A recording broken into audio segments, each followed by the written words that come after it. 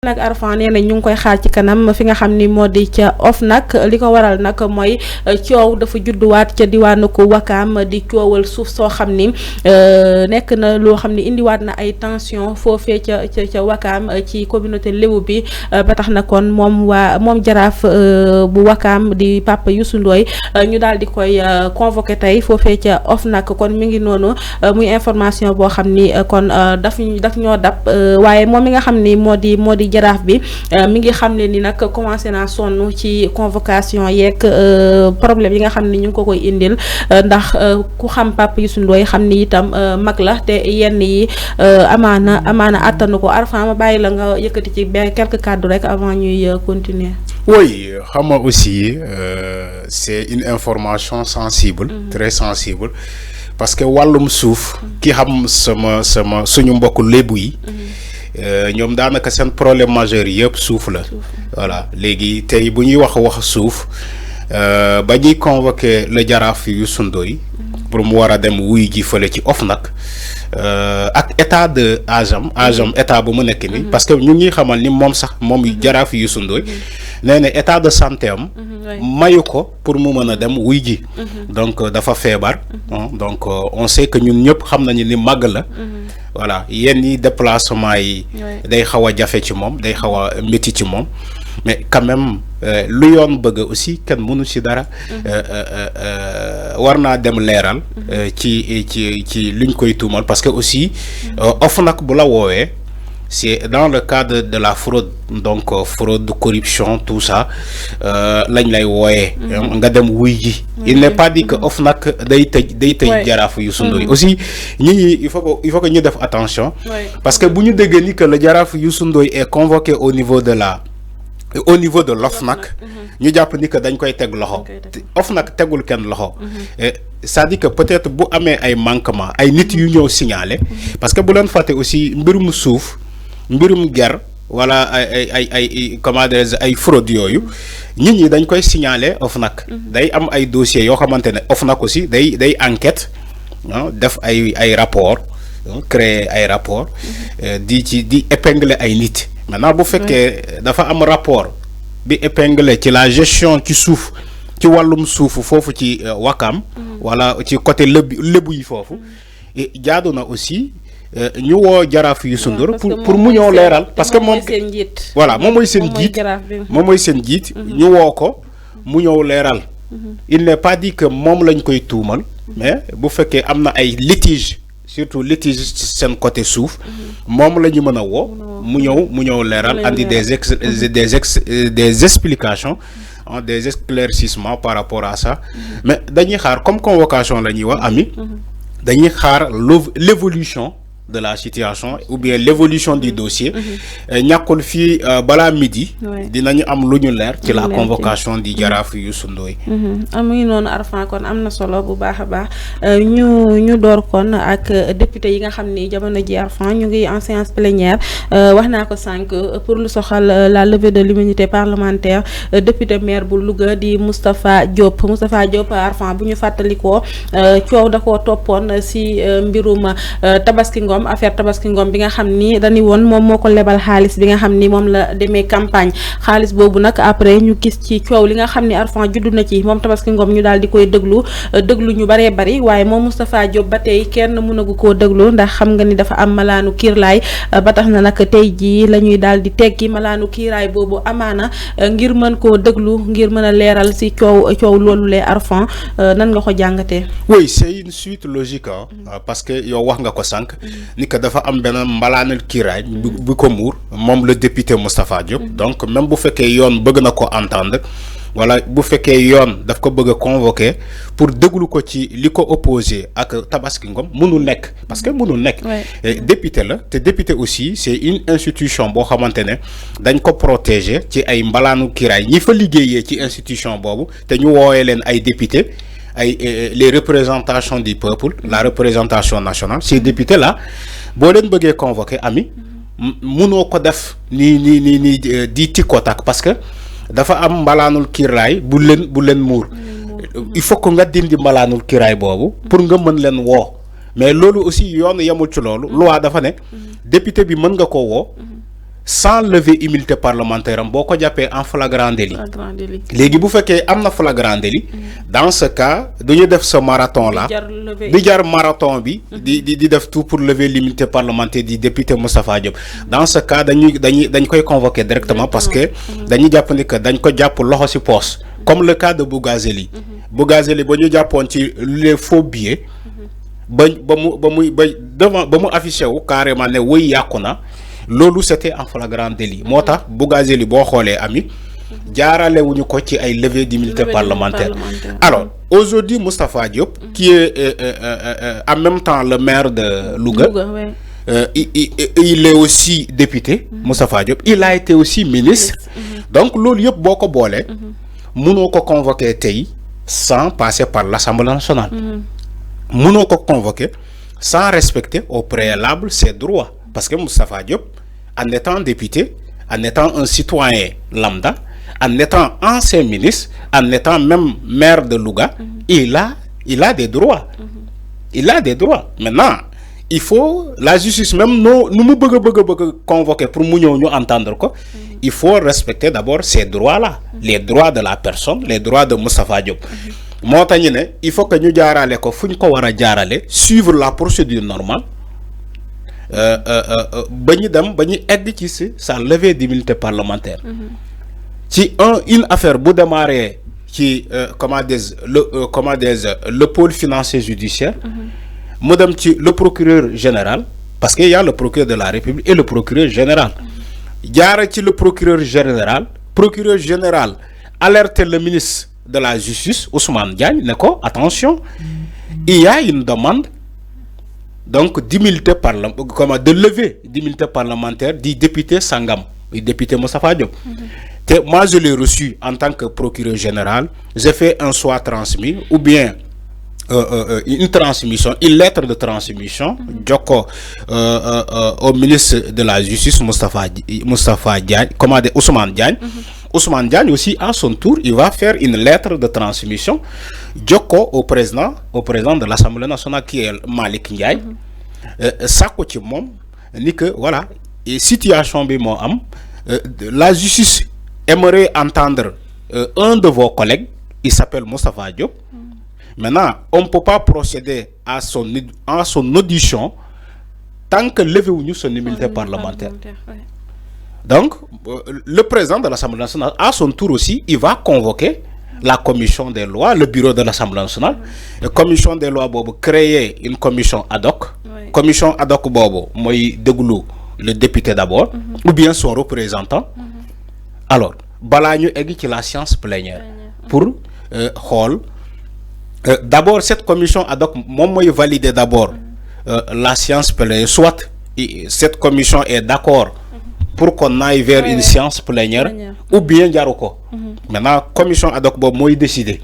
Maintenant, la levée de l'immunité parlementaire du député Moustapha Diop, c'est parce que entre-temps, la commission ad hoc a validé la requête du ministre de la Justice ou bien la requête de la justice, soit disant que il faut que nous levions d'art l'immunité parlementaire du député Moustapha Diop. Donc, ami, bon, je vais expliquer lolo. Il faut que nous wax sénégalais pour nous comprendre. Parce que dans les dossiers, ils vont vouloir défendre Moustapha Diop, c'est normal d'ailleurs, jusqu'à dire que oui, on n'a pas respecté les droits de Moustapha Diop, comme ils l'ont dit avec Farbangom. Moi, je vais expliquer pour Sénégalais comprendre que il n'y a aucune procédure qui a été bafouée. Ils ont respecté toute la procédure normale. Fi la ñu wara jaar ba egg ci lever immunité parlementaire député bi nañu jaar fi. Nañu respecter ses droits. Le président de la commission des lois, Maître Tal, il ne cesse de rappeler qu'il faut, et Guy Marius Sagna d'ailleurs, il ne cesse de rappeler qu'il faut respecter les droits de la personne, les droits de ce député concerné.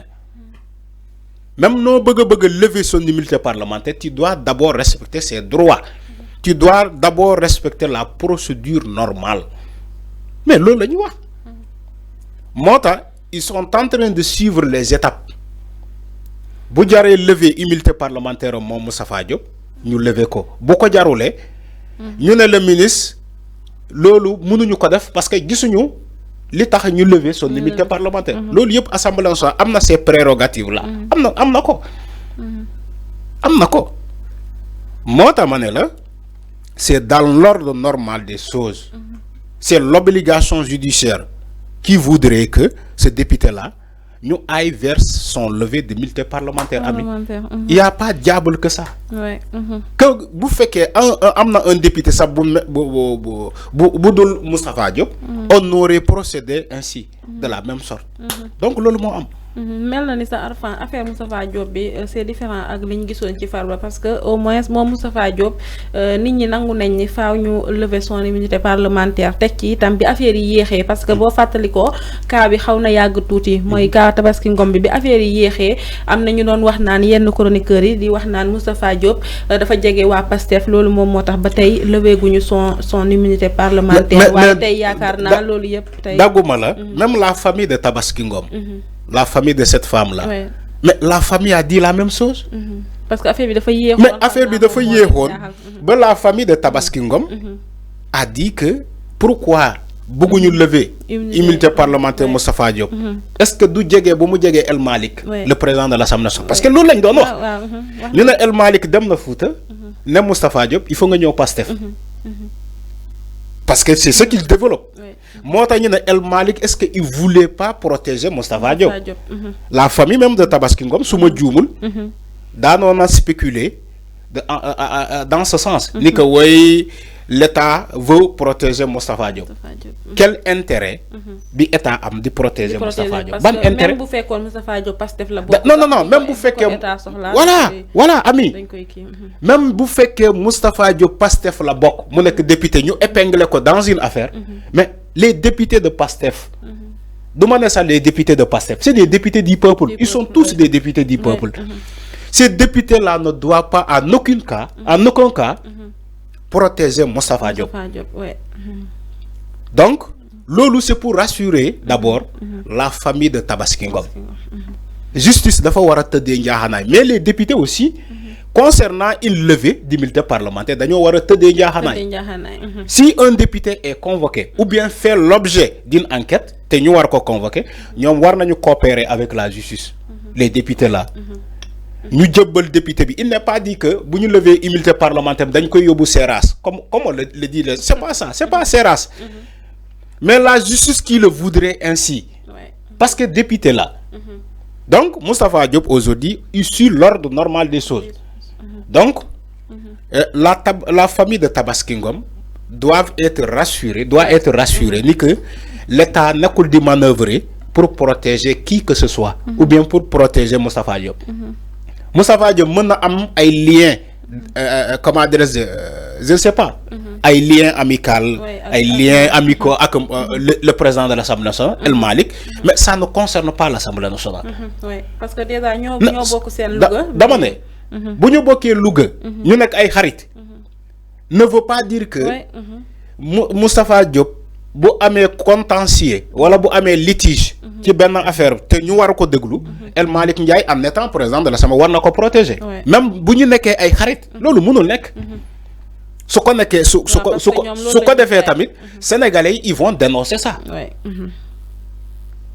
El Malick bu bëggee def loolu c'est les gens qui vont le dénoncer mais je sais que El Malick nekkul ci loolu il est là le président de l'Assemblée de tous les députés y compris les députés de l'opposition. Il est leur président à l'Assemblée nationale. Té Moustapha Diop, on doit lever son immunité parlementaire, ne serait-ce que, ami, pour nous mener l'affaire là des, comment dire, 60 combien de millions là, 700 millions.